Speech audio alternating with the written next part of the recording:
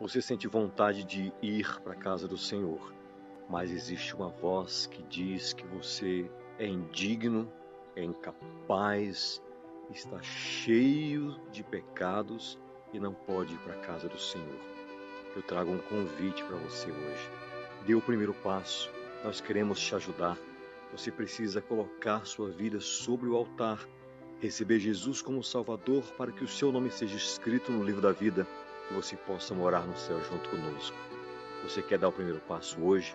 Vai aparecer aqui o número do WhatsApp, você vai nos mandar uma mensagem. A pastora Michele e eu, o pastor Emanuel, iremos pegar nas suas mãos e vamos te conduzir até o altar. E o Espírito Santo vai te limpar, vai te curar, vai te restaurar. Venha como estás, porque grande é a obra de Jesus na sua vida. E Jesus te ama muito. Aceita esse convite hoje.